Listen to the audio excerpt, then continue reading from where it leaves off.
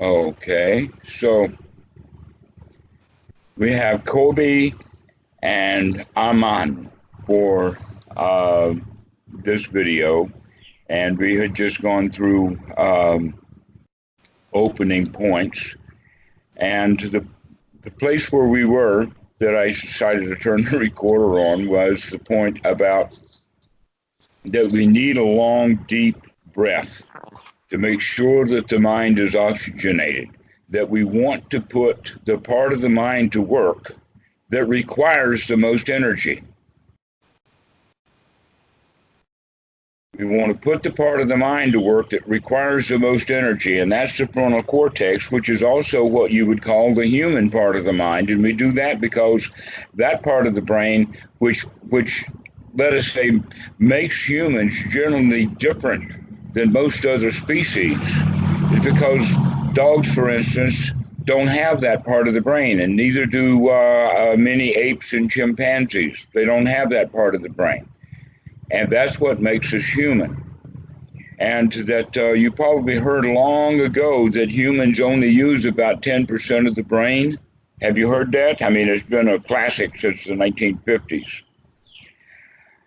But really, the better way of saying it is, oh no, the humans, they fully know how to use the brain. They just only use it about 10% of the time, which is about the same result. So we do know how to use it. The question is it fit for work? And so how we make the mind fit for work is, number one, making sure that we keep coming back to the breath, back to that first step of anapanasati, keep oxygenating the body, making sure that we're breathing well, and then start to watch what's happening in this present moment, almost as if you were telling yourself a story about it. Use that part of the thinking mind then to actually tell yourself a story about what's happening in this present moment. For instance, paying attention to the body. Oh, there's an itch on the left leg. Oh, the right leg is swinging a bit. Oh, the thumbs are twiddling. Oh, and in fact, this is what they call the Mahasi noting system, because it actually focuses the mind on what's happening right now and telling a dialogue about it. And so this is how we begin to really focus the mind, so that it's not like that we're watching what's going on and the mind is having a separate conversation. No, we want to actually have the conversation that's associated with and around the here now. But the better that we get with this, then the more subtle the thinking has to be. So the noting of the itch does not have to have the word itch associated with it. It just has to have the recognition that, oh, I do see that itch. I do see those thumbs. I do see the the hair rising on the arms, that kind of stuff. And so when we're thinking about it closely and in detail, that really focuses the mind on being in the here now, so that then all that's needed, message came in. Oh, you took an image. Okay. Sorry. No problem. So as we're focusing in on this, what's happening in the here now, we bring around to it the Dhamma, noticing that the itch is not just an itch, it's that I also don't like it. And so that's the kind, because I don't like it, that's a kind of suffering, not liking it. So this is the kind of way that we want to start working, is to bring the Four Noble Truths right into the practice in the here now moment. At one time, in one of the suttas, one of the more powerful suttas, but in many places, the Four Noble Truths are never mentioned in the suttas as Four Noble Truths. what is said instead is paying wise attention to this is suffering.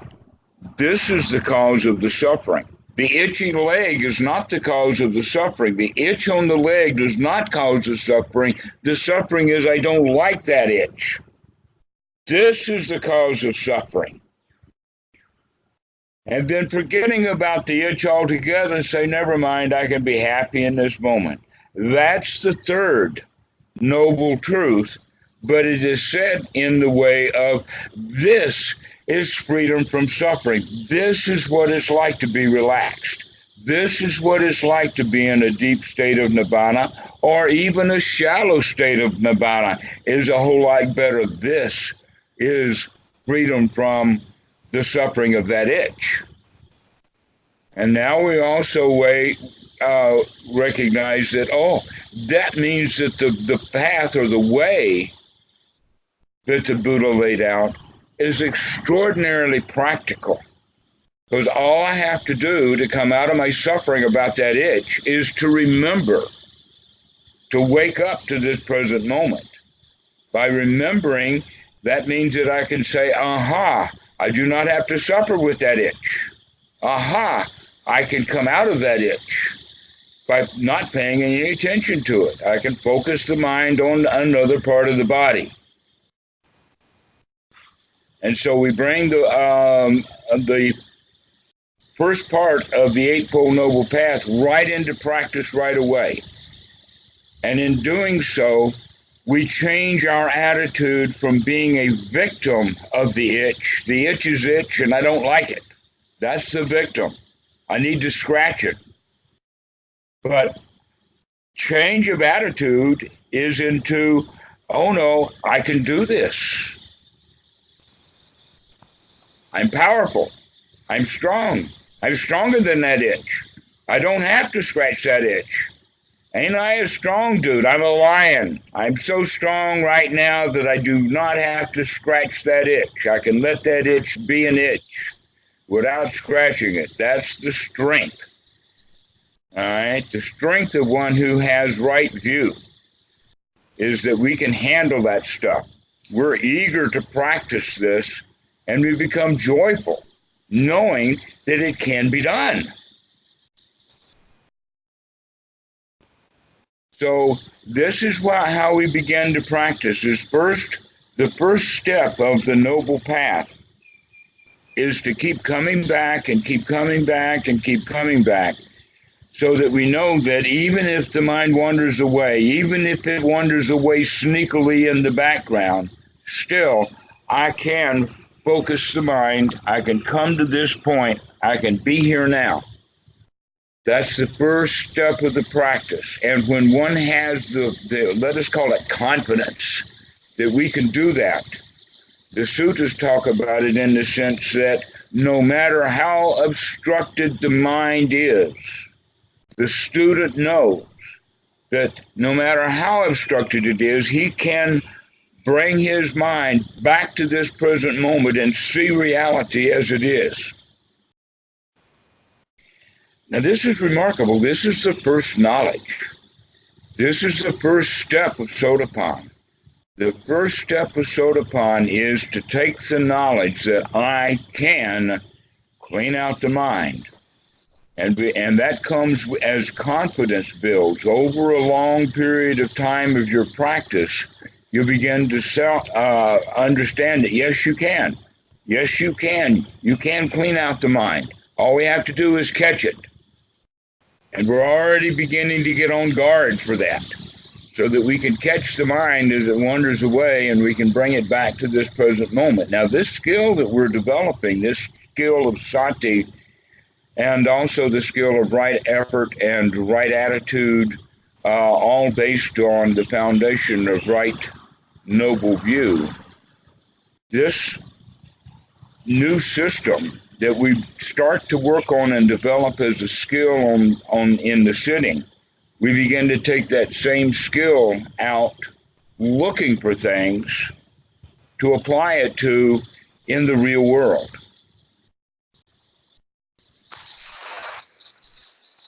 that we actually do the seclusion part, sitting off to ourselves, to get the mind, let us say, in that secluded state, that we're not breaking any precepts at that moment, that we're not dealing with the outside world, that we get into seclusion so that we can get away from the world and get our attitude and attention to focusing on the mind, and then the mind will become pure.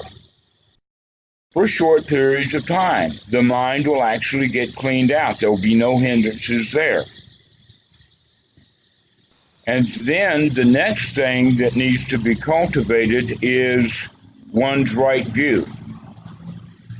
All right. And so what it means then is purification of virtue, which is like going into seclusion, purification of mind, which is the state that we're talking about, of being able to focus in this present moment, to watch what the mind is doing. And then the next step is purification of view. Now, one of the most important qualities of the purification of view is the purification of view about who I am or what I am. And so, in fact, the very, very first fetter that any student has to begin to deal with is this quality called personality view. Now, there's other places in the suttas where it's actually spoken of as the doctrine of self, or a doctrine of personality. And what we mean by the word doctrine is that not only does each individual have a concept of themselves or who they are, but then there are doctrines of selves, and these doctrines are taught. They're spread into the community. The doctrine of the self is, in fact, one of the primary foundations of society itself. Now, why we say that is because the way that we teach children how to behave themselves all over the world is that if you do bad things are going to happen to you. We teach little children this right from the very beginning, and we teach it to them in a way so that it feels really real to them. In other words, they learn this lesson that if they do this, they get a spanking. And so we begin to teach this thing that I'm now introducing as the law of karma right from the very beginning. You do what you're told to do, and if you don't, you're going to get punished. This is the law of karma, that while it was true for the child, secretly down inside the child knew that, well, not every time I do bad do I get punished. Sometimes I do bad and my sister gets punished. Sometimes the cookie crumbs are found beside my sister's bed. All I have to do is take the cookies, go at my sister's bed to eat my cookies, and then she'll get punished. And so we begin to get a little sneaky with this. And so the rule system says, oh no, you do bad, you're going to get punished. It may not be that day. You eat those cookies and your sister gets punished, and now really bad things are going to happen to you, but we're not really sure how, when, or where. But we want to make sure that you know that you're going to get punished if you do bad. Okay, so this is the way that the little children are trained. And in India, you know that it winds up with a particular viewpoint or a personality view, that if you do good, you will get a good reward for that. And if you do bad, you will get a bad reward for that. And that stands long term. You cannot get away from it. So even if you're able to get away from it in this life, oh no, it'll catch up with you eventually. Have you not heard that? Is that not standard talk in India? Absolutely. How about China? I know that Taoism in China teaches that. The law of karma, that if you do a bad thing and you get away with it now, you'll eventually have to pay for it. Yeah, I think it's also standard belief in China. You may not get punished in this life, but in the next lifetime, you eventually get punished. Yes, yes, okay. Now here's the thing. That whole belief system that's based upon that law of karma, that if you do good, you'll get good results. If you do bad, you'll get bad results. And that's a universal law. It had a source. The source was from the Brahmins. When they were losing power at one time, probably a few centuries before the time of the Buddha, because this seems to be coming in the Rig Vedas at about 800 BC, is the Brahmins were saying, oh, we're Brahmin, we were born Brahmin, and we deserve to do all the priestly things that are assigned to Brahmins, and that you're not Brahmin, and therefore you cannot do any of the assignments. You're less than Brahmin. And then the question is well, what does that mean? And the answer would be, well, we're born Brahmins. That's what gives us that quality. And the question is, well, so what?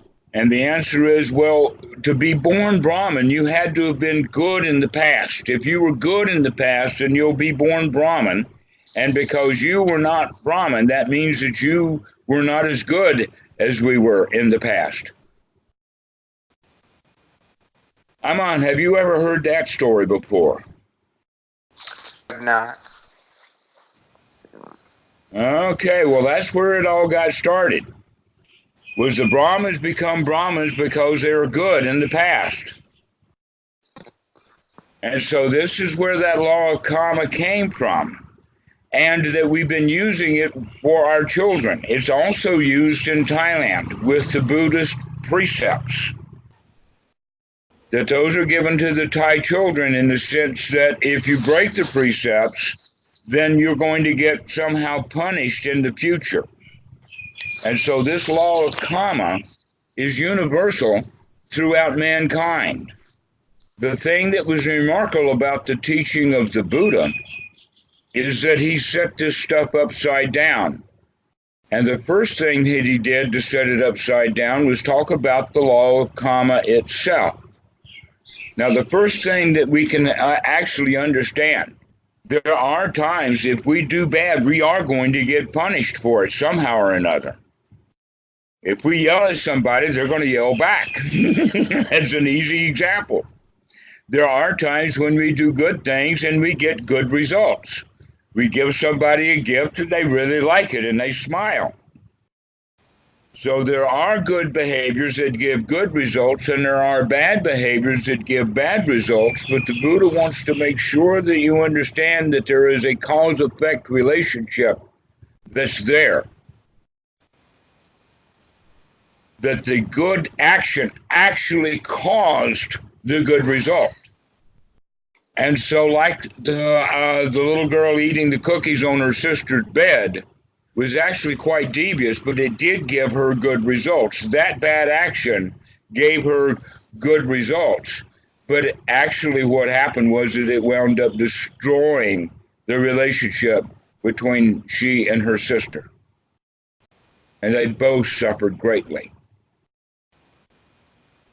By the way, I'm telling you the little storyline of a movie, but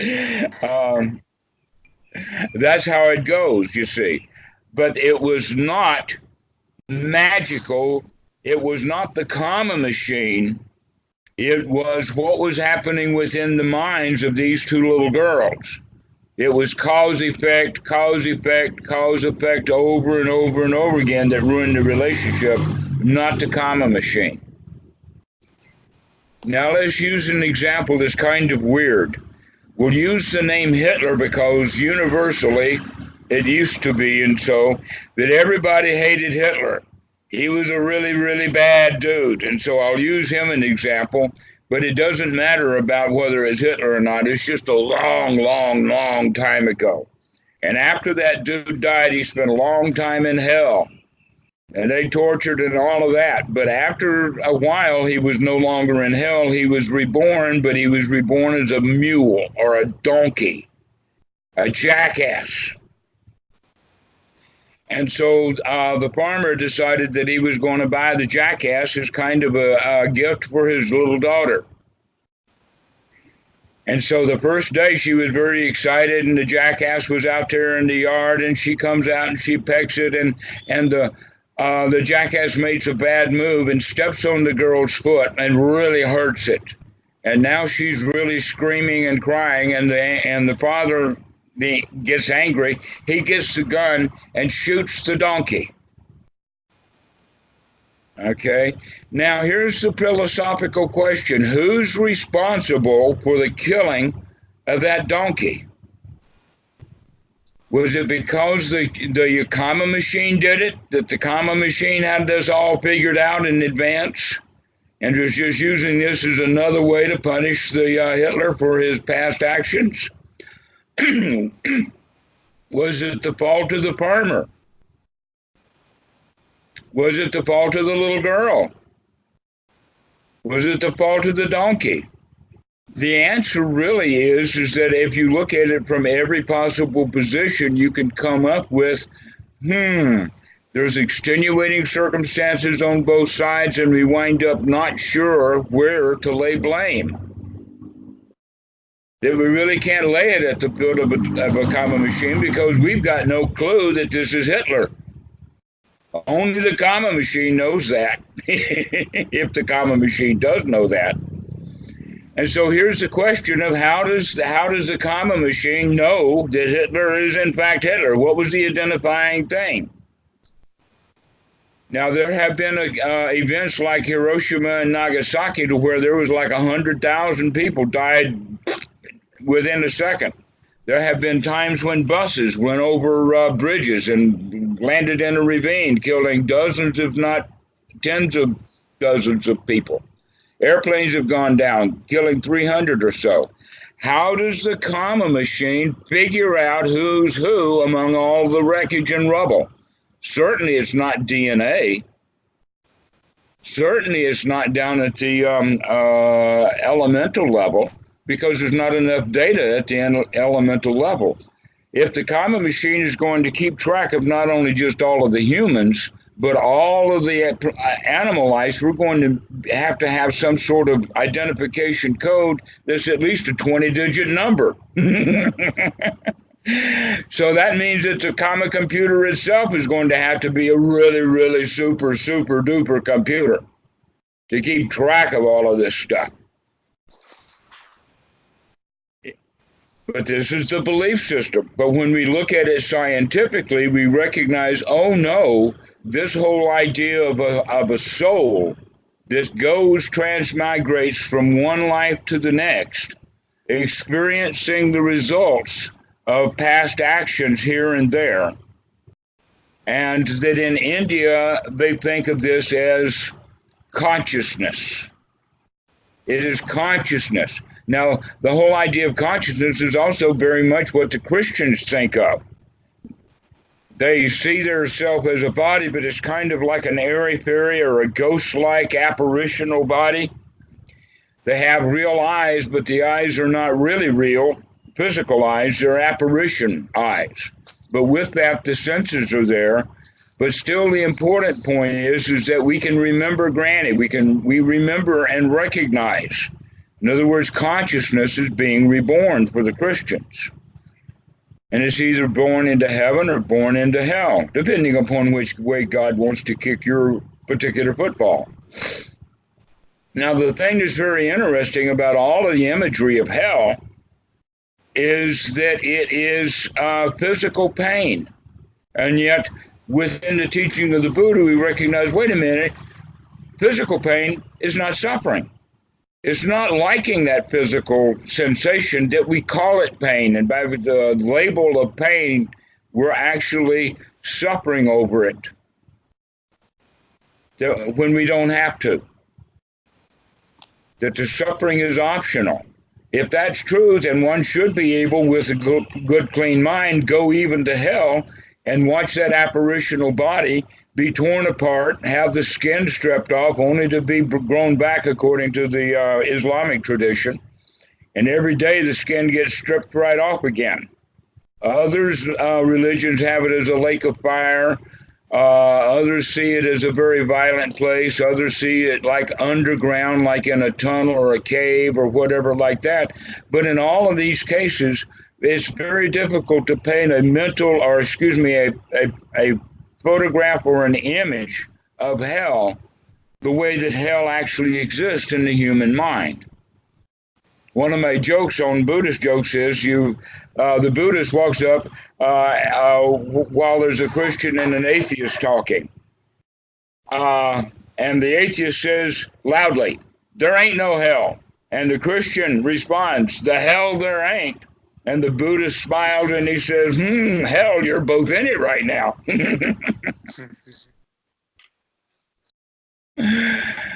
And so this is the actual understanding from the Buddhists. Everything happens in this moment. That things that happened in the deep past are irrelevant.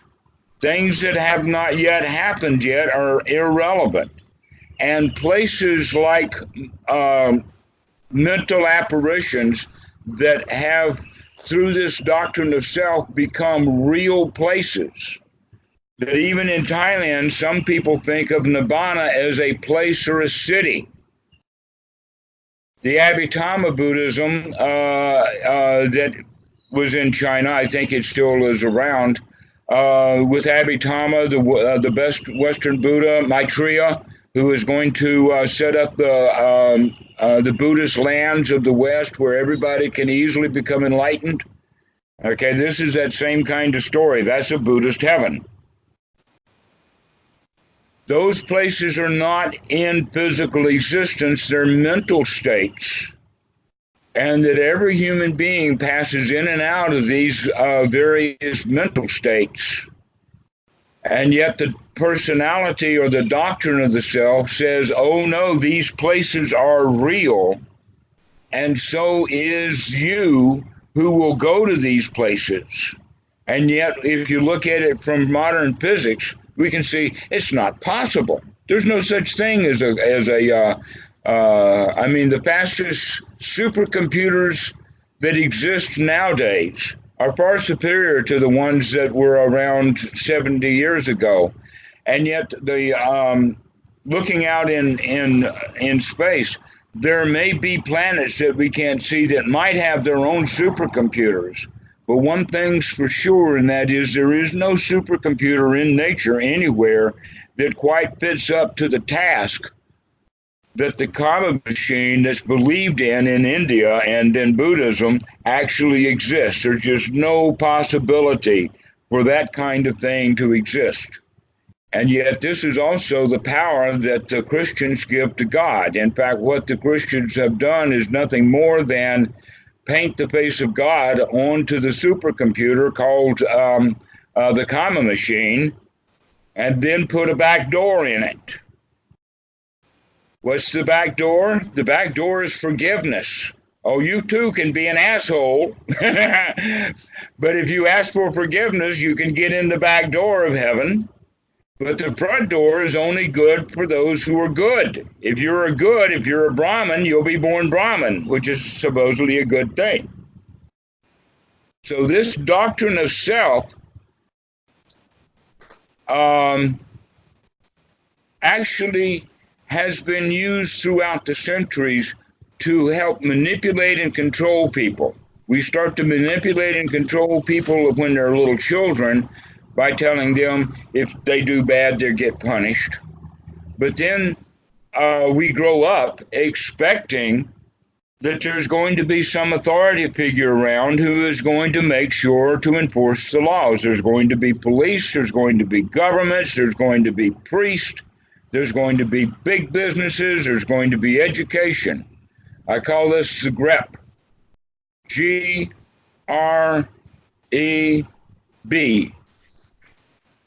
Government, religion, education, and business. These are the karma machine of modern society. You do good by buying the product. If you buy our car, you'll get happy. If you buy a bigger house, you'll be happy. At school, you do what you're told to do, and you will get a good grade. And if you get good grades, you'll get a promotion. And if you get a promotion from middle school to high school and you continue to work hard and do good, you'll get a high school diploma.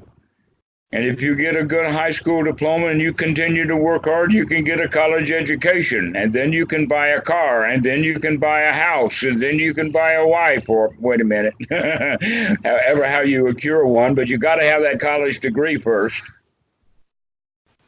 And you see how the society builds all of that up based on this old premise of do good, get good results, do bad, get bad results. And we get sucked right into it, right throughout our lives.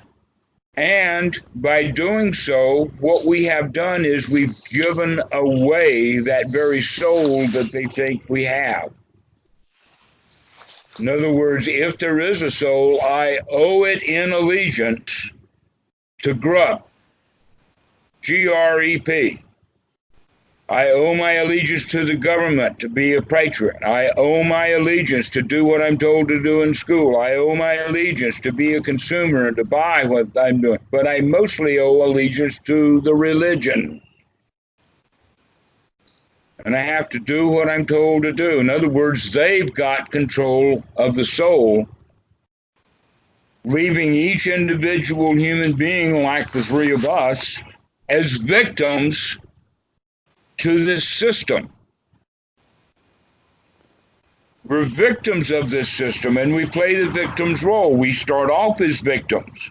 We are victim to that law of karma that says if you do a bad thing, you're going to get punished. And so we become a victim of that punishment. And so we stay victims. This is why the teaching of the Buddha is so remarkably different than all of these other teachings from all of the other religions. Is the Buddha is the only place where it comes to where, no, we've got to come out of that victim's position and become strong, become a lion, take over your own life. If you can take over that itch on the leg, then you can take over grep too. Also, you can become a master of your own life. Now this is the point. There is now two issues involved here, and I just snuck one of them in, but let's put it this way. The first fetter to go is the fetter of personality view. That personality view is built upon the doctrine of personality that talks about some sort of soul that migrates from one life to the next, and therefore you are a victim. And you are a victim in this life of past bad actions. And you're also a victim and will be continue to be a victim because your next life will be victimized by the bad that you're doing in this life. And so this perpetuates from life to life to life with no real way out, other than trying to be as good as you can so that you'll get a little bit better next life, and then you're going to try as good as you can to get a little bit better. And eventually, in the long-term place, you'll get enlightened or something like that. All right? This is the point that the Buddha is saying, oh no, you got to cut that out. You are not a soul that's going to be kicked into heaven or kicked into hell or kicked back into a human body or kicked into a ghost. This is not going to happen the way that you've been taught in this system of doctrine. That in fact, after death, you really do not know what's going to happen. No one knows what happens after death. And we have to kind of accept that it's an unknown. But one of the things that we do know about it is that it is completely unknown. That there is a sutta number, I'm confusing sutras right now.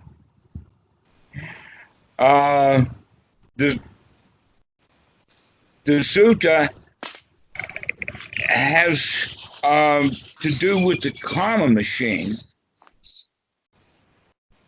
saying that really was what's going on is, and this is, by the way, in Sutta number 57, and it's actually called the dog duty aesthetic. Now, when I was in Hyderabad in India, I actually saw a guy that was doing dog duty aesthetic. I also saw other naked aesthetics. But the quality of the dog duty aesthetic is that they don't eat off of a plate. They eat off of the ground. They normally will crawl around. Have you ever seen a dog duty aesthetic in India? They still exist. No. They're somewhat associated with the Jains. Well, this dog duty aesthetic and a cow duty aesthetic went to the Buddha, and they were asking him, and the Buddha said it like this: if you succeed at a dog duty aesthetic and you become good at it, then you will be reborn a dog. And if you fail at it, you will go to hell. And when the dog duty aesthetic figured out, oh, he's only got two choices by doing the dog, he thought he was going to get enlightened by being a dog duty aesthetic, and in fact, he's only going to be a dog, or he's going to fail at it and be miserable. That's when the Buddha then taught them karma that's real. The real karma. And this is how real karma works. There is good actions that give good results. That exist. There are bad actions that do give bad results. That exist. But they are interrelated in causality. The good action causes the good result and is generally quite immediate. Long term, it can happen. But now I'll introduce you a third law of karma, and this third law of karma actually destroys the Hindu karma machine. The third law of karma is that action is not always either good or bad, that there is mixed karma, that there are actions that are both bright and dark that give results that are both bright and dark, depending upon the view. Here's an example of that. Out on the football field, whatever football game you're playing, the penalty flag is thrown, the whistle blows, and all of the people in the stands jump up. One side, they're all cheering, they love it, and on the other side, they're booing, they hate it. So that means that flag that was thrown, that whistle that was blown, was a cause, and that cause was a mixture. It was an action that had mixed action, and it gave mixed results. And when you start thinking about it, isn't almost all action that way? Aren't there silver linings in every cloud? What actions do you know of that can be purely good and purely bad? How about the rich man in town who builds a temple? Is that a purely good act? Or is he going to cut corners? He's going to make it look really beautiful. But in fact, he may beat some of the people. He may cheat some of the workers. We don't know. More than likely, it's going to be a mixed result. He might wind up being the head man of the village and the most favored son of the governor. Or he may become a pariah because he built a temple and harmed people in the process. So building a temple, we don't know whether that's good or bad, other than the fact that we see it by the results. The tree shall be known by the fruit that it bears. But going forward, no one knows what action is going to be. In fact, there are 4 imponderables, and one of the imponderables is that karma, actions, we don't know what they're going to do. You do not know the results. You take a good action, you don't know if it's going to be good results or not. Therefore, our actions should be more immediate. looking for results right here, right now, rather than hoping or expecting for results in the future. And so this way, looking at karma from this direction, this third law of karma almost destroys the karma machine completely. But on his victory dance, the Buddha adds a fourth kind of karma. And what is that? There is actions that are neither good nor bad, and they lead to results that are neither good nor bad, but it does lead to the end of action. It does lead to the end of karma. An action that is neither good nor bad, that leaves results that are neither good nor bad, will eventually lead to the end of actions. Now here's how that works. If the mind is noble, if one is practicing their meditations correctly and understand the Four Noble Truths and suffering correctly, then they will start to avoid suffering. And by doing so, they naturally are no longer engaged in actions that are bad, because we're avoiding those actions because we know that that they will have an immediate result.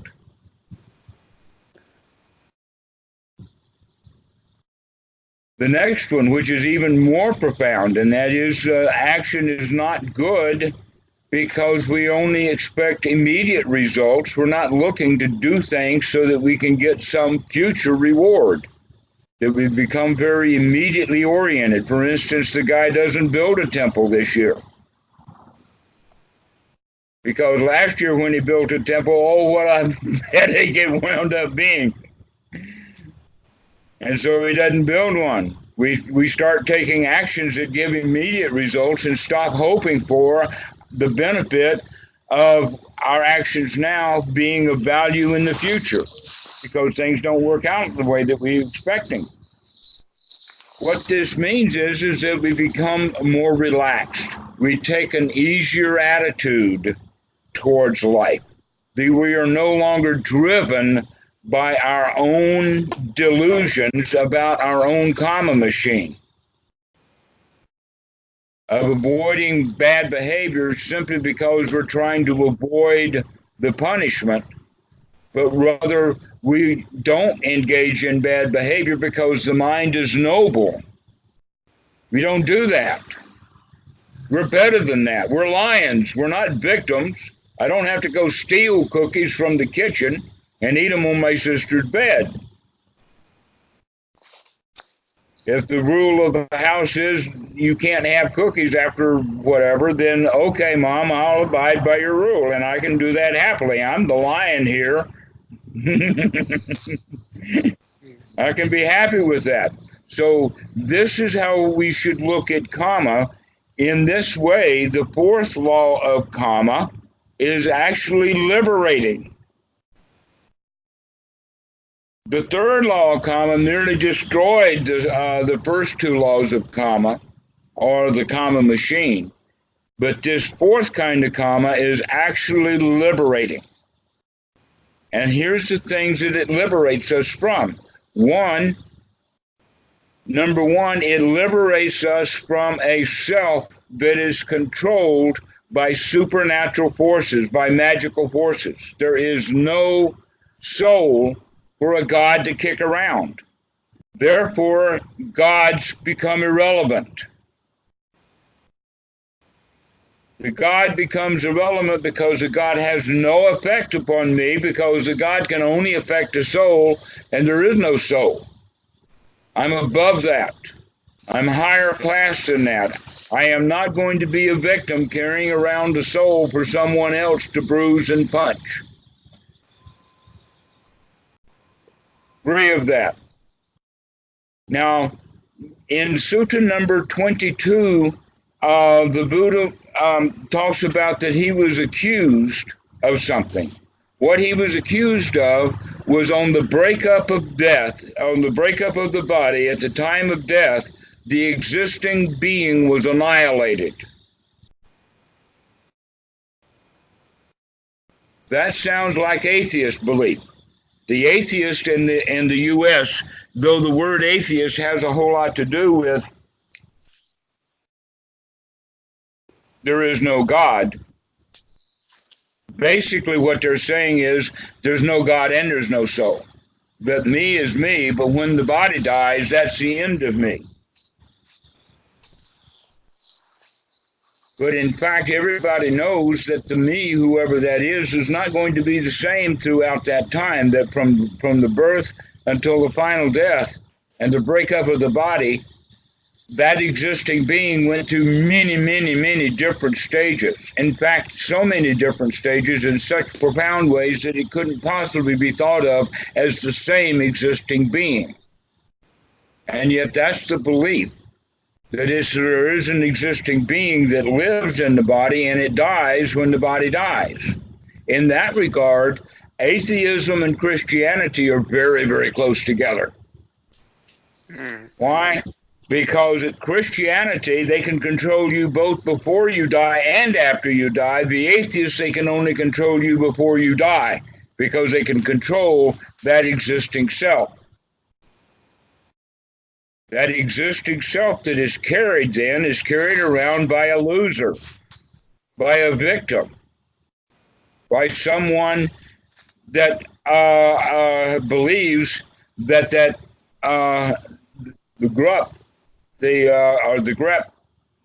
government, the religion, the education, and the business system control that self. And so what we wind up with a good example is in America, in the West, atheist places, they do this by county, by demographic. And so there's Christian pockets and atheist pockets. And what they have found out through the demographics is that atheists tend to have fewer crimes. There are fewer atheists than the population would suggest in prisons. That it is in the Christian community where there's a lot of domestic violence, where there's a lot of alcoholism, drug abuse, but atheists tend to clean up their act. Why? Because the Christians are still looking at their number one responsibility to a God that then they can suck up to and get forgiveness, to where the atheist is subject to the society itself and is therefore going to be much better behaved than the Christians. But Buddhist, we're a different crowd altogether. Both the atheists and the Christians are victims. One's a victim of himself and a victim of a God or a religion, and the other one is victim of the society. But if there is no self, then you are no longer subject to the vagaries of the outside world. The outside world is merely the outside world. We understand that all suffering comes from within the human mind. That it's not a self or a soul. That if we believe that there's a self or a soul, then we think it needs protection because it's a dangerous place. And our soul is a victim. It's not a strong point. This self or the soul can be manipulated then. Big business says, oh, you want to be happy? Buy our car. If you want to be happy, buy our toothpaste. If you want to be happy, buy our oatmeal. The religion says, you want to be happy? You come put money in our plate. The government says, you want to be happy? You got to vote for me. But that doesn't work so well. So they say, okay, you've got to be angry enough to vote against the other guy that you'll come and vote for me. So in fact, the government wants to keep you angry. Governments want to keep people angry, divided, and separated, and they're pretty good at it. There's a few politicians that want to unify, at least they say they want to unify, but most of them are quite tribal. And so we wind up being manipulated by the government, we're manipulated by religion, we're manipulated by educational, and we're manipulated by business, so long as we want and need something from them. But when you have freedom from them, then you don't need any of their stuff. You're self-sufficient right within your own mind. And so we come down to the position of having just the four requisites. Just enough food, just enough shelter, just enough clothing, and just enough medicine. Now, the surprise is, and in the United States, even though it's such a wonderful place and all of this money and everything else, there's still a lot of people who do not have some of those or even all of them. People do not have adequate food. They do not have adequate shelter. They do not have adequate clothing. They do not have adequate medical attention.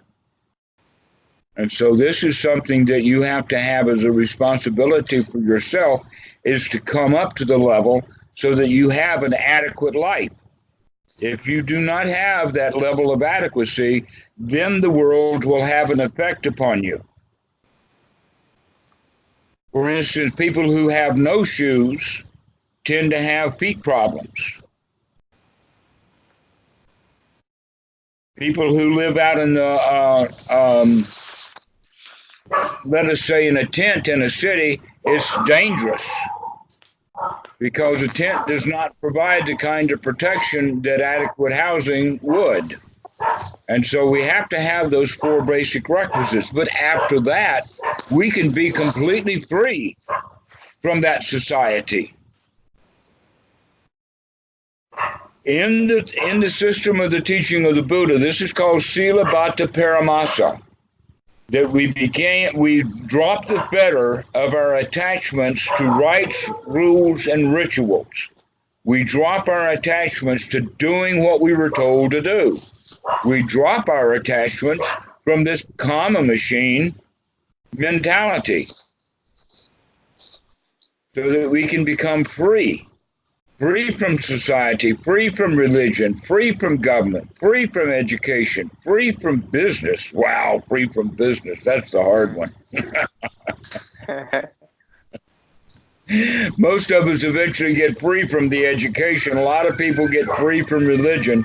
It's hard, but it can be done. All you have to do is to buy an airplane ticket and you're free from that government. But free from business, that's the one that's really difficult to do. But we can do that. But we have to do it from the position of a lion, from being powerful, that we cannot have these beliefs in rebirth and reincarnation. Now, in fact, there's a distinction between the two. It's sort of like that rebirth is a step down or a soft landing, or if you think of it as a staircase, that it's a step down off of the plateau of reincarnation, and this is where it comes from. There is a sutta in the Pali Canon, Sutta number 38, the Tanha Vibhanga Sutta, the analysis of clinging, to where the sutta starts out with Sati, son of a fisherman. I think it's quite amazing that they had his name as Sati, because Sati is such an important thing to remember to be here now. But Sati, son of a fisherman, he had the pernicious view that it was consciousness that was running here and there around this life and the next life, experiencing the results of good and bad actions from the past and creating good and bad actions to be experienced in the future.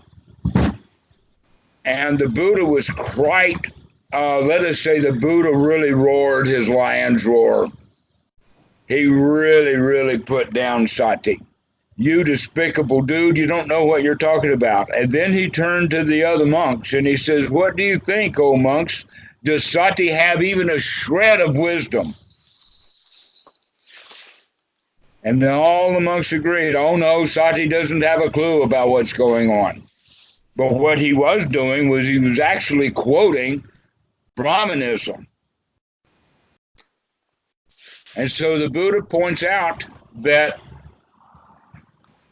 consciousness cannot be that which goes from place to place, from life to life. Why is that? Because consciousness is dependently arising. It originates based upon dependencies or conditions. That unlike the reincarnation that thinks that consciousness is steady, steady, steady, the death happens and the consciousness is continuing to be steady. So you have a life, and then your death, and then your consciousness, and then your life again, and then a new death, and then your consciousness, and consciousness remains the same throughout all of the lives. But the Buddha says, oh no, consciousness dependently arisen.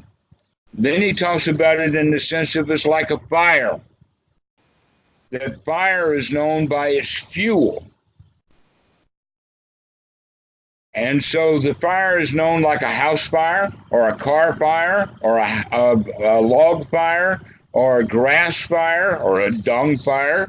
Don't have many dung fires around here, but I bet you've seen them recently. But fire is known by its fuel, so is consciousness known by its fuel also. So there is eye consciousness, there is ear consciousness, there is touch consciousness, there is nose consciousness, there is taste consciousness, and this consciousness has no self that is consistent, that everything is temporary. It arises, it falls, it arises, it falls, it arises, it falls, and so therefore it cannot be consciousness that's reborn. With that, all of those people who wanted to be Buddhist but wanted to believe in reincarnation, they said, okay, we'll invent something then. We'll invent something new, and we'll call it rebirth. And it's like reincarnation, except that it's not consciousness is reborn, it's something else. But so far, that something else has not been ever quite identified as to what is it that is reborn. They just want to believe in rebirth. So you can see that, in fact, that's a step down. You have reincarnation, then you have rebirth coming down a level. And here's the qualities of the idea of rebirth, that yes, there is rebirth, but it's not you who is going to be reborn. It's sort of like a descendant of yours, sort of like a prodigy of yours, but it's not actually you, because your consciousness arises independently. It's not steady. So because that reincarnation comes down to rebirth, the idea then is rebirth is not me. If it's not me that's reborn, then if it's a descendant or a prodigy or a son or something new that's reborn and it's not me, then why should I give a flying rip? Why should I care? And the Buddha says, congratulations, this is the right way to look at rebirth. Don't care about it, because it's not you. It's whatever it is, it ain't you. Give it up. Get over it. So there's one more step down from that, and that is the idea that, okay, the next step down from reincarnation to rebirth, the next step down is atheism. Okay, I'm going to die. But the atheist is still attached to all of the stuff in the world. And so we take one more step down to that, down to the floor level. This is the teaching of the Buddha. This is what it's really like, is that consciousness actually is that temporary. And that consciousness can lead to, let us say, the momentary delusion of a self. By grasping and clinging, the clinging requires a clingor. And so the self is it's a concept that we have because it's an experience that we have. But we don't have it all the time. There's a lot of time when people are not in a state of being selfish or have a self, but we don't recognize it. It's sort of like a strobe light And when you know what a strobe light or a stroboscope, okay, it flashes on and off, and that they have them at discos. Well, the mind is very much like that. And we want to start watching for that. It's sometimes you can see, and then there are times that we can't. And then sometimes we can see, and sometimes we can't. And basically what we make the mistake is that when we can see the self and then we can't, it still exists. And then we see it again and verify, yes, it's still there. And then we can't see it, but we still believe it's there. So that strobe light goes on and off and on and off. But we don't recognize that when the strobe light is on, that's the creation of the self. And when the strobe light goes off, there is no self there. And it comes on and off depending upon conditions. Now, the strobe light has a very regular pattern to it, but the reality is that things happen kind of randomly based upon conditions. And so because of conditions, that gives rise to the delusion of a self. But basically, there's something deeply buried inside. That deeply buried stuff is the genes that come out of old programming. So now, rather than talking about the deep, dark past that have to do with the law of karma and all of its magical elements, you can recognize, oh, wait a minute, there is something that is real, and that is that us humans have a deep, dark past that is delivered to us through two ways. One is through our genetics, and the other one is through our society. And so when we're born into it with genetics, we start kind of as a raw slate, and then the society is layered on the top of that. But there is something in that genetics that is very, very deep, powerful programming, and that is the instincts. All of the animals is buried right into the reptilian brain. So any animal that's got that kind of brain, like dogs and pigs and all of the mammals and even the alligators, they have this thing that's called a preservation instinct. Now, when the scientists saw it, they mistakenly labeled it as a self-preservation instinct, but in fact it's merely an organism preservation instinct. But this preservation instinct, this self-preservation instinct that we have inside actually causes quite a lot of trouble. Because the job of the self-preservation instinct is to preserve us from danger, to keep us safe. And so the whole idea is that everything is dangerous. And so we're born feeling danger. It's part of our nature. And then the society exploits that. The society exploits this because everyone in society has these instincts that give rise to fear, gives rise to restlessness, gives rise to fear of death, gives rise to conceit and competition.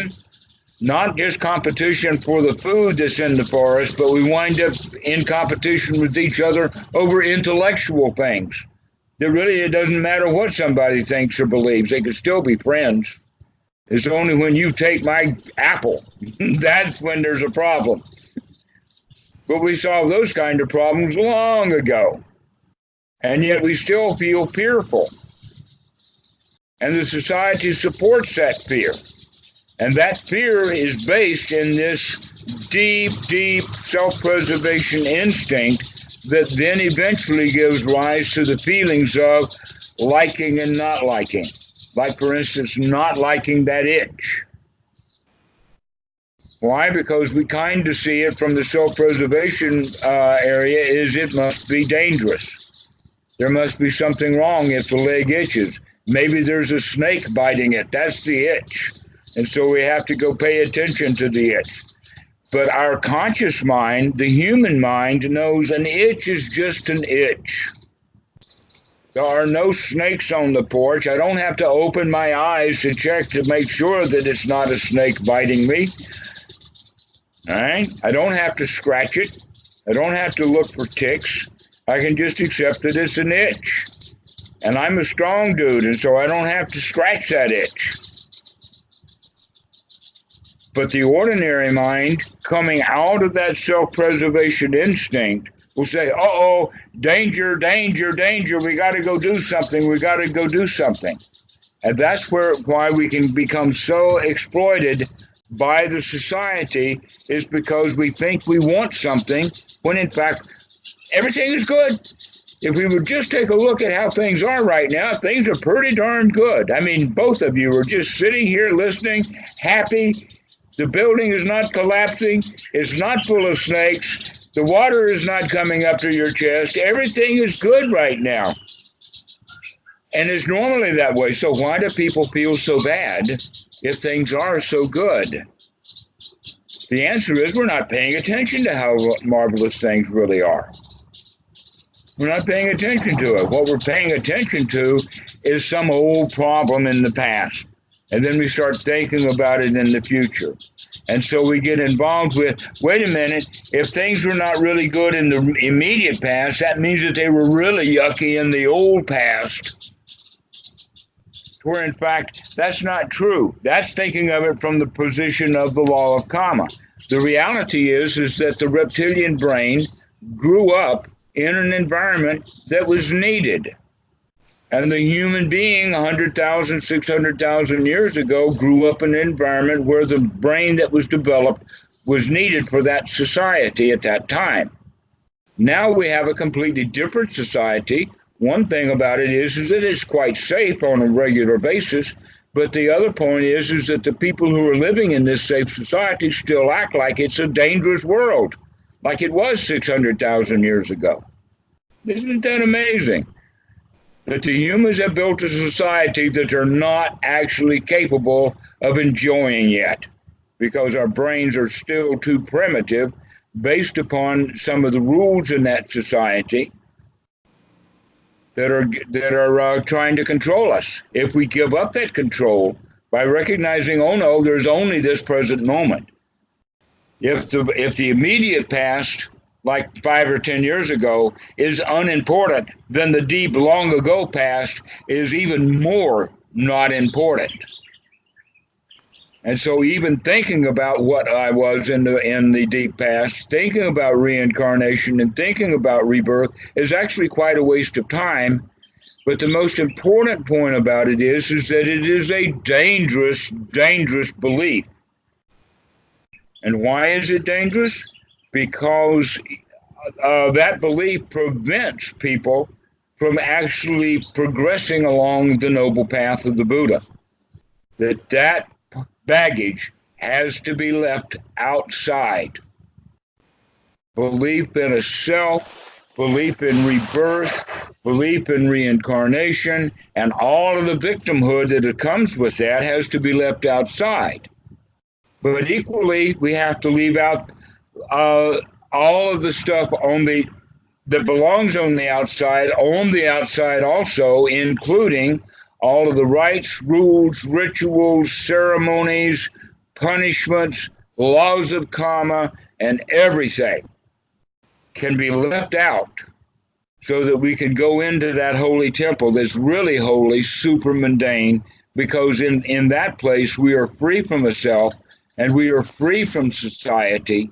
And if we keep going into that temple often enough, leaving those two things aside, we come to understand that this is the path to freedom.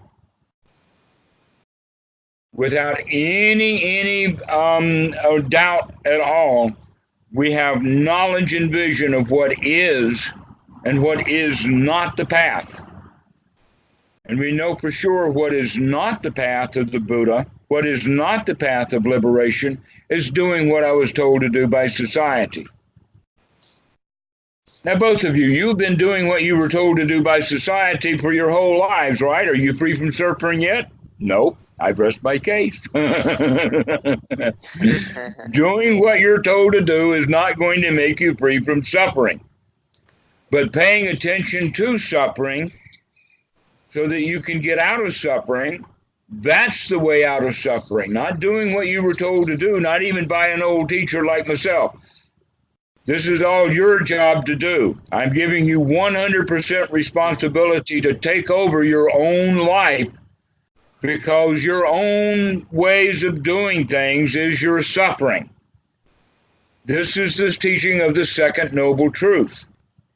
What is the second noble truth? Is the cause of suffering, and there's three qualities to it. Wanting things we don't have is suffering. And the more I want it, the more I suffer. That it's better to want things that are immediately available. I want a deep breath. Well, there it is. I want a little Dhammarato moment. Oh, there it is. I want to be enlightened, but I think I'm not. Now I'm suffering. I'm wanting something that I don't have. But if I'm wanting enlightenment and say, oh, wow, that's really nice enlightenment, thank you, then that's immediate. Wanting things that we can deliver immediately, that's the way to go. Wanting things you cannot get right now, that's suffering. Also, wanting to change things because you don't like the way that they are, but you can't change things, that's suffering. You cannot fix the government. A lot of people want to, a lot of people suffer, a lot of people tried, a lot of people died. Can't change, can't fix that stuff that we don't like. So why try? I want it, I want it, I want it. All right? Well, if we can see that wanting and how dangerous it is, we stop wanting stuff so much. And I hate it, I hate it, I hate it, I hate it is only making me miserable because I want something to go away and it doesn't go away and I can't make it go away, so why should I feel bad and not like it? If we can accept things as they are, this is actually now the application of that fourth kind of karma, is wanting things that we don't have. Now we don't want things that we don't have. We only want things that are immediately available. Therefore, we're not going after doing good actions in order to get good results. We're neutral at that level. We don't care about the future. We're only doing things that are needed to be done right now. And the same thing with ill will. If we can see those things, if we can see that want, then we can respond wisely to it. But if we do not see that wanting, that hating, so this is all about what the noble truth, that second noble truth is really all about, is that you are 100% responsible for all of your suffering. And that is so remarkable. The society will always figure out a way for you to blame something else. But if we take that responsibility 100%, this is my baby and I can do it. So in that regard, doubt comes in a package that's twofold. One of the qualities of doubt or ignorance is the quality of it's not my fault, it's the fault is on the outside someplace. This is the blame game. The first thing we have to do is to cut that blame and say, oh no, this is not the blame of something else. In fact, blaming is a lot of the problem. This is my show. I cannot blame anybody else, and because I can't blame anything else, I cannot go and get help from anyone. And look how many professions that are around that are claiming that they're going to help people who blame something. Psychologists, psychiatrists, medical doctors, pharmacists, dentists, all of these professions are there to help you. But look at all of the others, lawyers, accountants. All of these professionals are there to say, oh, you pay me and I'll take the blame away and I'll make things good for you. The worst one of all, by the way, is the psychologist. Why? Because the client comes as a victim and pays money to the psychologist saying, oh, please fix me. And now the psychologist has got a situation to where he does not want to fix the client. If he fixes the client, he'll lose the client. If he even goes so far as to tell the client what's wrong with him, the client will either hate it and leave, or he'll love it. He'll thank the psychologist and he'll leave too. So the psychologist cannot even tell the client what's wrong with them because the psychologist does not want the client to leave. Where a good Dhamma teacher, he wants his students to get the Dhamma, to get it right, to get happy, and to go spread that joy. And that's why it's done without a fee. We don't charge for the Dhamma. It's given freely because we want results. We want results from the student to do their own job of coming out of their suffering, come out of their stupid belief systems that help us to blame people. And so we go to this other part. Get out of that blame game and recognize that we've got our own job to do. The next part is the question, are you up to that job? Are you going to remain a victim of your own mind, or are you going to become the champion of that mind?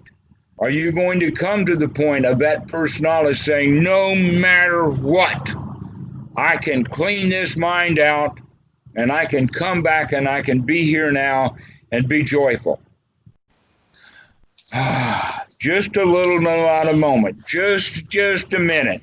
That's all we need to remind ourselves that we are the champion, that there is no reason for us to feel bad when all we have to do is to remember that we can change that feeling and feel good. We can change our attitude from a victim, a loser's position, into being a lion. A regular big old dude who's happy because he doesn't want anything. He doesn't want to fix anything. There's nothing broken. There's no place to do, no place to go. And so that fourth law of karma now comes fruition. It comes to the end of action because most of the actions that we were always doing was to trying to fix something that wasn't broken.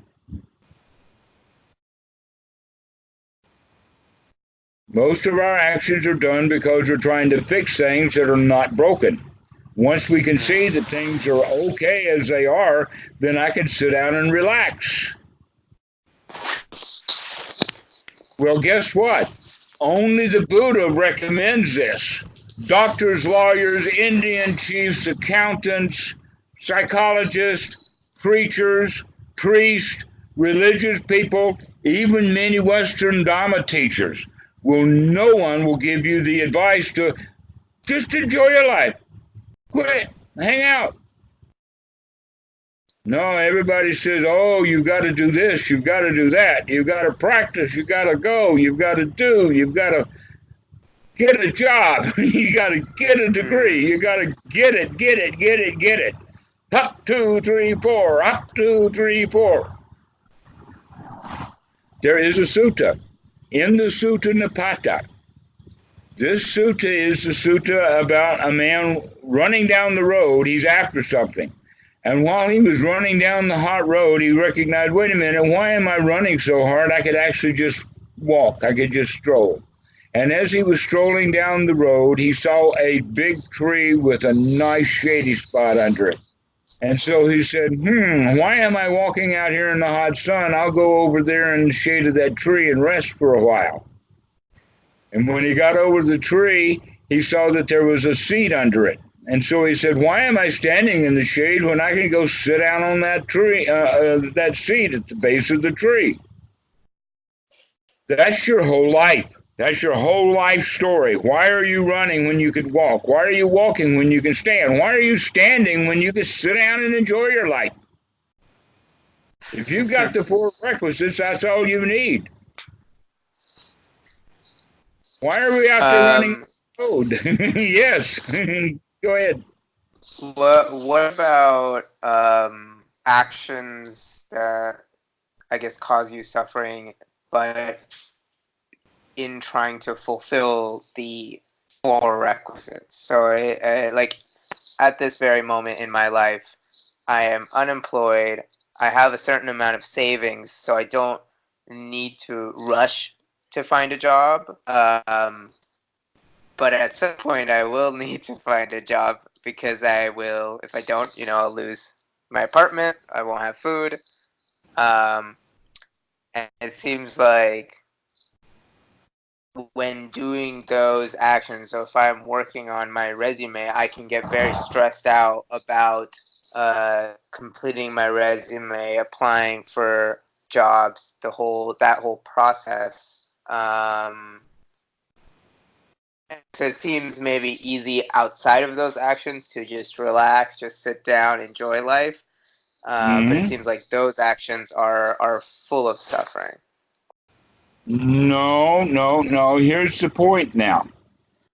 If you've got to write the resume, then you have the resume to write.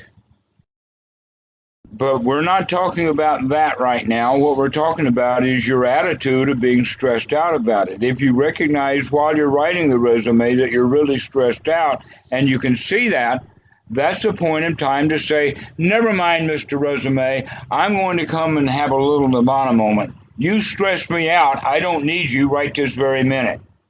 And after you take a time and get unstressed out, then you can come back and work with the resume a little bit. And when you recognize you've gotten stressed out again, then you put it down again and you come back and you become peaceful. So that you wind up eventually gets the resume done. It may take longer, but it was done with a whole lot less stress. And guess what? It might be a whole lot better resume.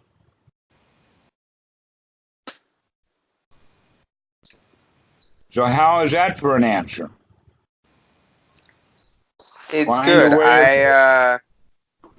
I feel like certainly that's an approach I've used at times, and it does work. I've also noticed at times where I've done something similar, where I'm working on something that for whatever reason I feel like I have to do. So I work on it, I get stressed out, and I take a break, and I might just sit and breathe for a short period of time, and I'll kind of drop the stress and I'll fill myself with joy. When I get back up, I don't have the same motivation to go back into the resume. I have kind of almost an inertia towards, because I sort of anticipate that the resume is going to be stressful, and so then I don't even, and I realize that I'm thinking kind of into the future. I'm not even approaching the resume. I'm assuming it's going to be. Exactly. So just by thinking about the resume, you're bringing yourself out of joy. So make sure that you keep and maintain your joy. Now, the psychologists who are effective with this, and in fact, mostly it's done by psychiatrists, the issue is about phobias. A snake phobia or a spider phobia, where I was tricked into it by some student, but I had a fourth grade teacher who had snake phobia. And and I didn't know this. I was a new kid in the class, and the student says, "Hey, look at this. This is really interesting. Why don't you go show the teacher?" And so I took this book that had a picture of a snake in it, and I put it in front of her, and she really freaked out. And she blamed me for it, and I had no clue about what this was. And I was only 9, 10 years old at the time. Here's the point, that there is a cure for agoraphobia. The first one is, or not agoraphobia, but whatever it is for snakes or spiders, is to sit down and start talking about snakes. Start thinking about, or what is it that you don't like about a snake? Because fear of snakes goes really, really deep as part of our instinct.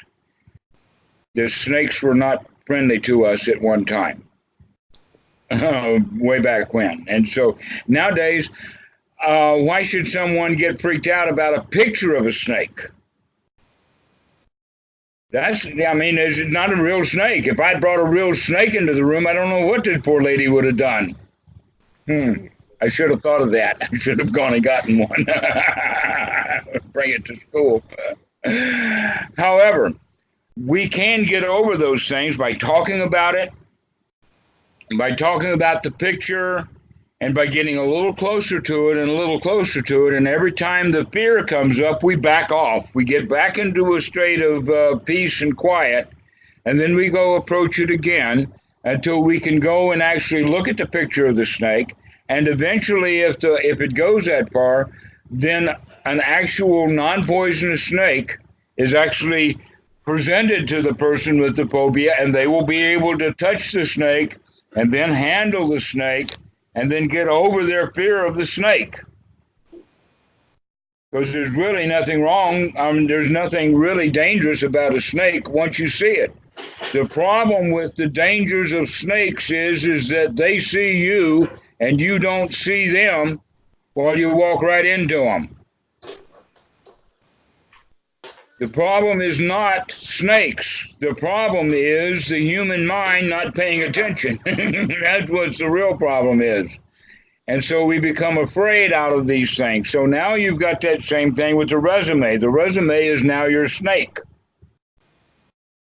And I draw this strong analogy so you can start to think of it as a snake, because now that you see your resume as a snake, you see how silly it is to be afraid of it, to have all of this anxiety and this tension.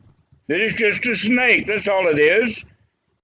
You can pick up and handle that snake. You can open your eyes and look at that resume, and then you can sit back down and say, oh, there was almost some anxiety coming up just by thinking about the resume. Okay? And so you begin to think of the resume in the sense that you're the champion of this resume. This is your resume, and you can do it as you please, and you can do it as you feel, your choice. And so you take on that position of being the lion. You are not a victim of this resume. So you approach it slowly like that. This is how to handle that. You have any questions on this? Yeah, it makes sense to kind of approach it very slowly and kind of see how far I can get into the process of working on my resume without having stress or anxiety overwhelm me. And whenever it gets close to that point, backing off. Not just overwhelm you, but as it arises, not overwhelm you. That's way too late. Okay. Not overwhelm you. Just as you can notice it, as soon as it arises and you see it, that's when you put that resume down. You come back and you give yourself complete joy and relaxation, and then you go back to it. You can also think about what you want to put on the resume without actually putting it on the resume. You don't actually have the piece of paper or the computer in front of you. You can actually just think about it and notice how your anxiety comes up just thinking about the resume. And then you can take a deep breath and get out of it. And if you can learn this technique for resume, you can spend your whole life dealing with things like that, that there is nothing that is scary. Cool. Wonderful. Exactly. Excellent. Coiby, do you have anything to say about this? You mean Aman? You just talk about Aman case that the phobia about dealing with resume. Well, actually, know more about the whole talk about these two twin issues of who am I and what is myself and what is my relationship to the outside world of society with all its rites, rules, and rituals. Because if we can come to the end of that, then we can recognize that the actual path for our lives does not include those things. It includes the Eightfold Noble Path. That's the right way to go. And we have knowledge and vision of what is the path and what is not the path. And that selfishness is not the path. Protecting a self that is just a process is not the path. That's what I mean.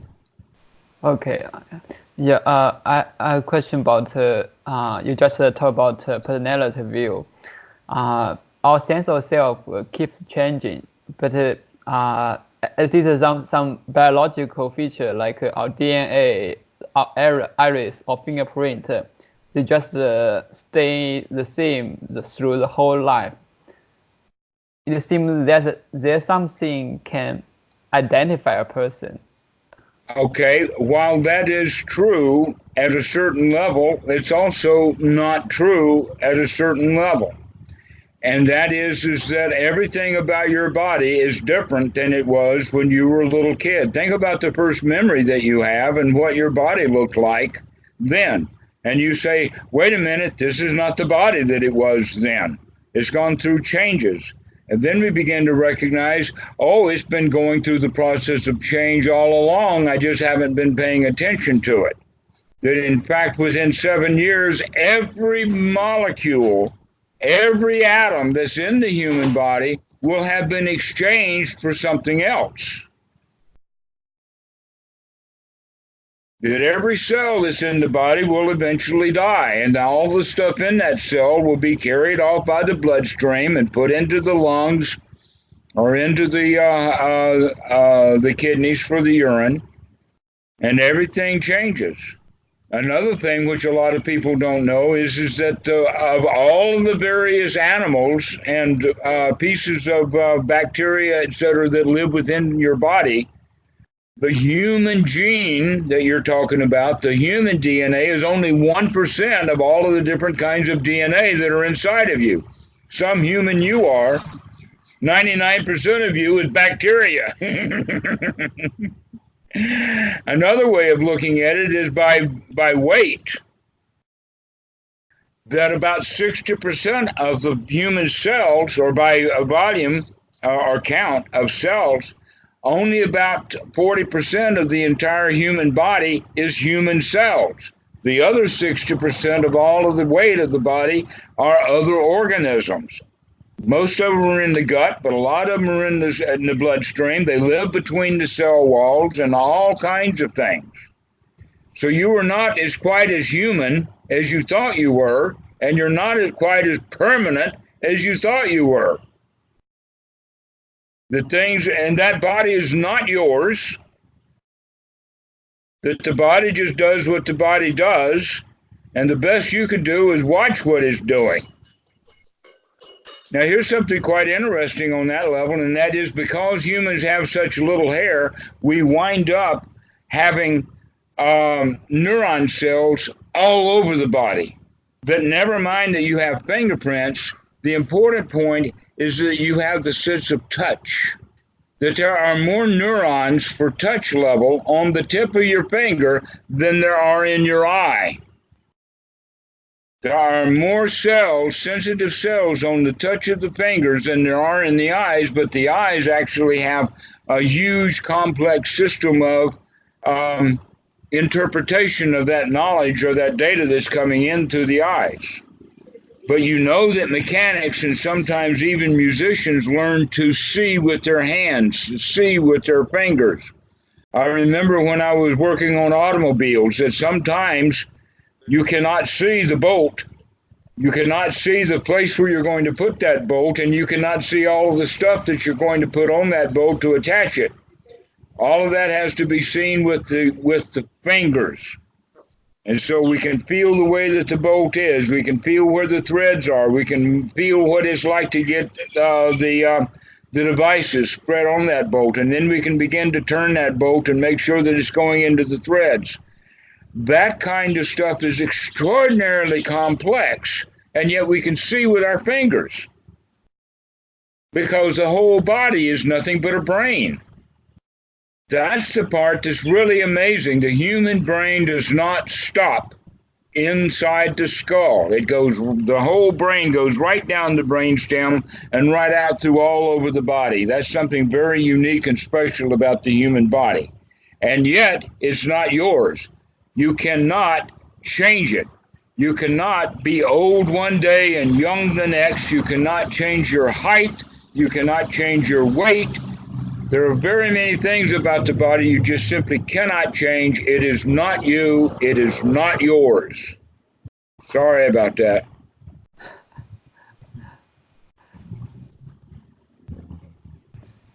That's the reality of it.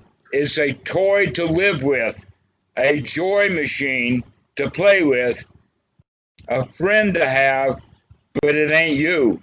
You do not own it.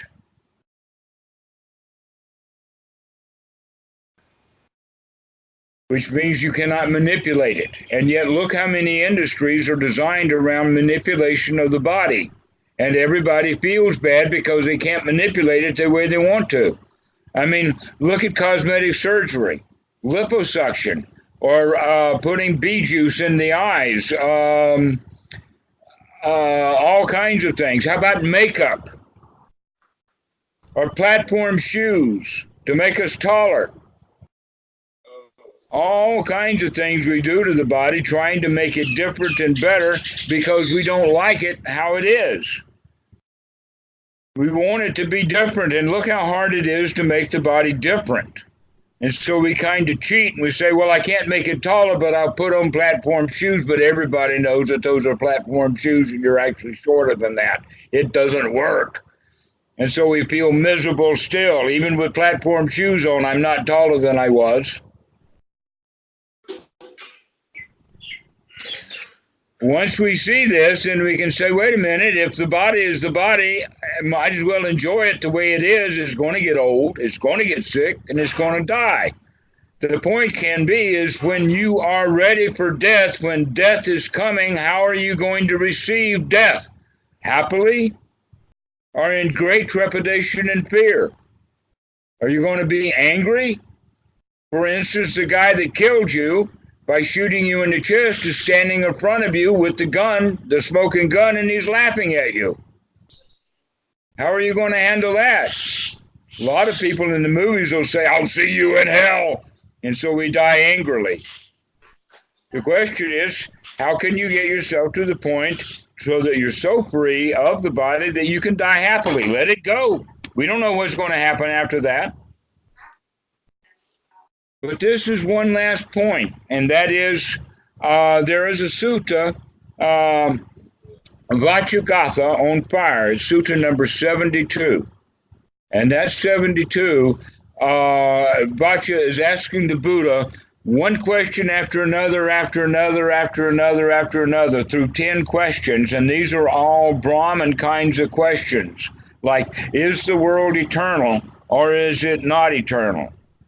Is it infinite or is it finite? Does the Tathagata exist after death or not exist after death? Or both exist and both not exist? And all of these questions, the Buddha gave the answer, I do not hold that view. And so Vajragatha, in confusion, asks the Buddha about it, and he says, I don't take any positions. I don't hold views like that. And then he asks Vajra a counter question, and that is this: where does fire go when it goes out? You've got a roaring fire in front of you and you don't add fuel to it. Eventually the fire goes out. Where does the fire go? Does it go north, south, east, west? Does it spring up spontaneously 300 miles from here? Inside some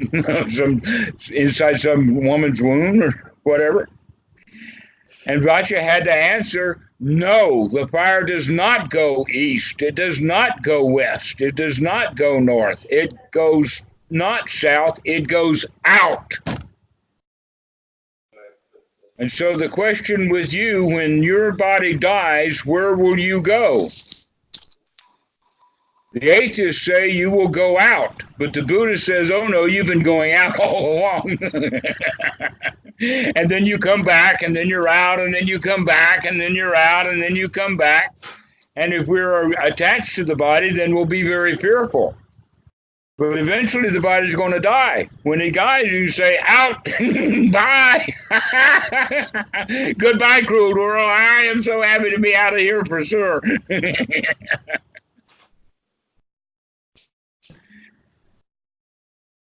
But you have to have freedom in order to be joyful when you lose the body, because normally we're pretty well attached to it.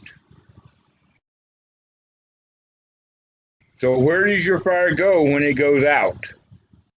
It just goes out. So when the body dies, where does the fire go? goes out. Guess what? When the fire goes out, things are not nearly as hot as they used to be. When the fire goes out, there's no heat. That's Nibbana. In fact, the Buddha talks about it. There's a chant, a funeral chant. Anicca vata sankharo patawa yudamino epajatawa nero jate tesa vupasamo sukho. That last word, sukho. Death is the highest happiness. Death is the highest peace. Nothing is going to be better than death itself. So you might as well accept it. It's going to come. In fact, look forward to it. Make plans for it. And I don't mean go buy a gun. That's not what I mean.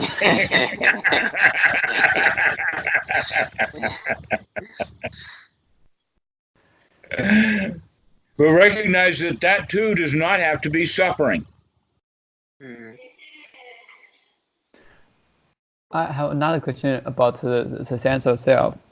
In the beginning, you said like taking a lion position, grounding the mind. It seems you are implying that there's I that was grounding the mind. But sometimes when you feel the suffering, usually there's this sense of self. So when you are talking about taking a lion position, don't be a victim, what do you mean?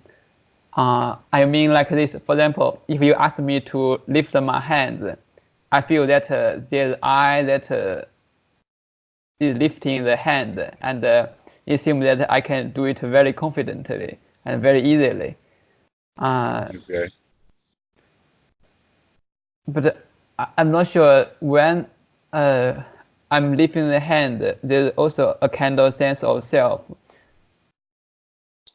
I kind of distinguish this, how this sense of self is different from the sense of self when I feel suffering. All right, here's how to do that. Now that you put down that right hand and you stop talking, now pick up your left hand. All right, was that left hand, now that you picked that up, was that the same self that put up with the right hand?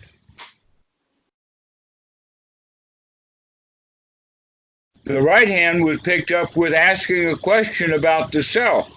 Your left hand was picked up because I suggested that you do so. It wasn't the same self. This is what we're getting at, is this self changes very quickly from time to time, moment to moment, point to point. And when their hands were down, like they are now, between that time, that was a different self also. And so, and in fact, there was a bit of time in there when there was no self at all, because you were just simply listening to me. And so this is what we mean by the self. It's very temporary. The Buddha said, the mind, O monks, is fast. It's so fast I do not even have an analogy for it.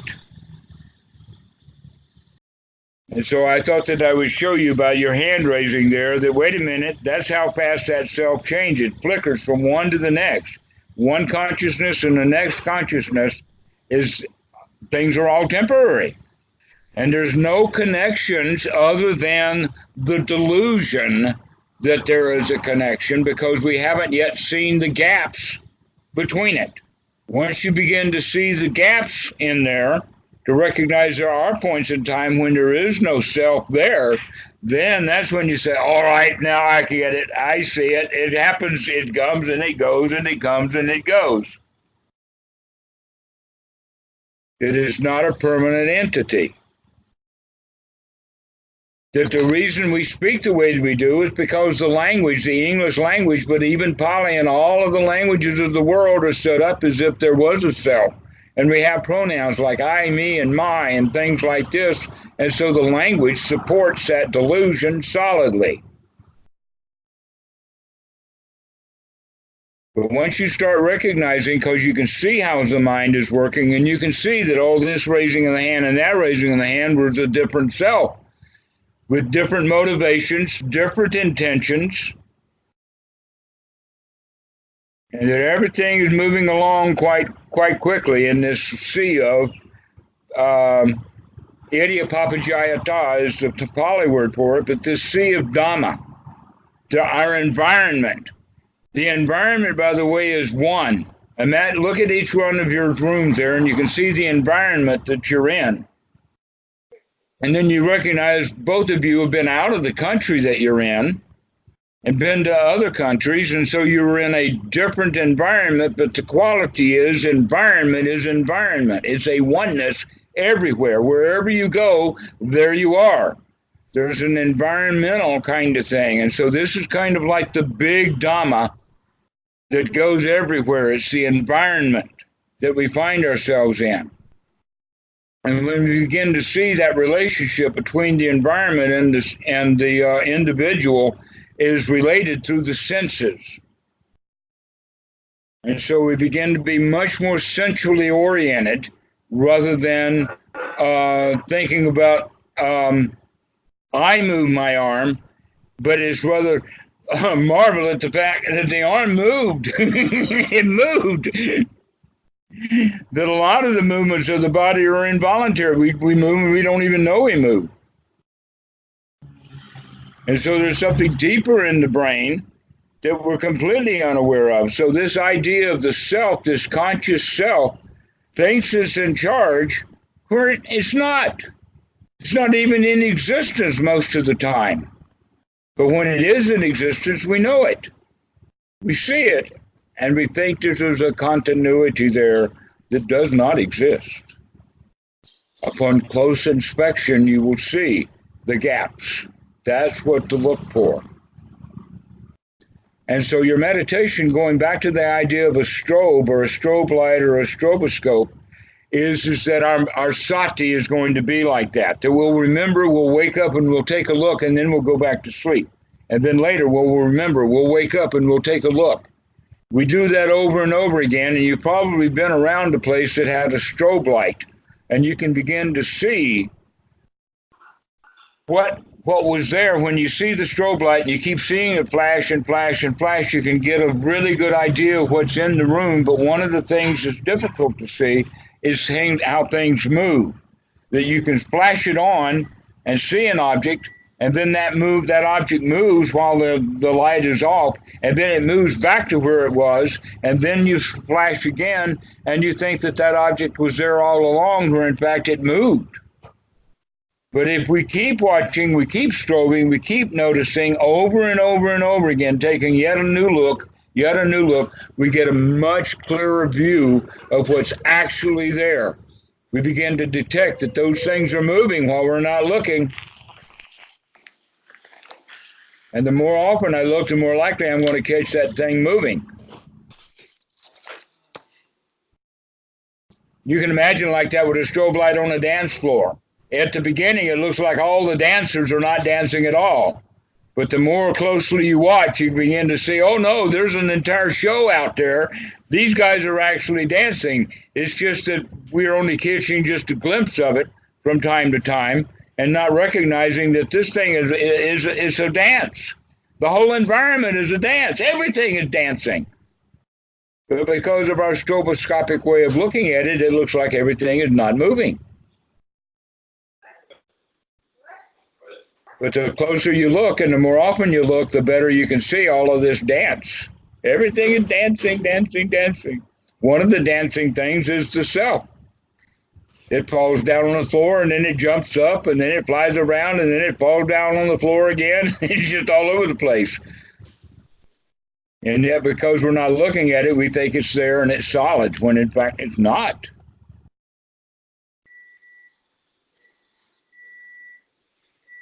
Yeah, I think what you describe is convincing, though I haven't verified through moment-by-moment experience. Okay, here's the job then. Do not take my word for this as solid fact. Go and investigate it. People have been taking rebirth and reincarnation as a solid fact without investigating it. Please, go investigate. Only you will eradicate your own doubt. I cannot do that.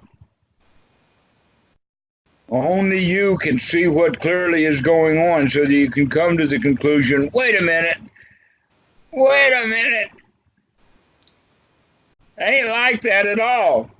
I've been lied to.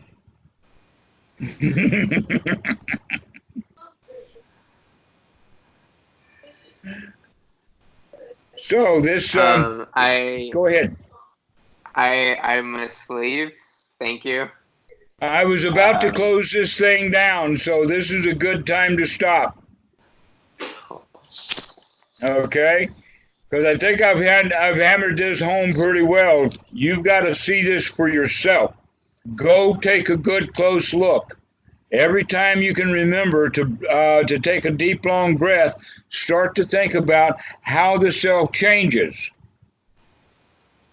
For you, the self changes when it's stuck in that resume versus when you're sitting back and relaxed. It's a different self. Your entire experience is different. Start noticing this. I am not what I was a minute ago.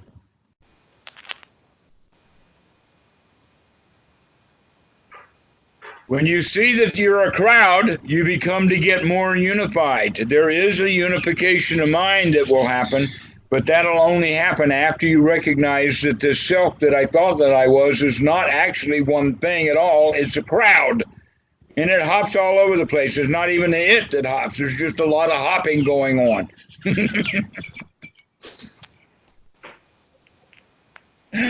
All right, guys. We will see you later. Bye. You okay, Coiby? All righty. Good one. Bye-bye. I enjoyed this. This is great. Me too. See you. See you.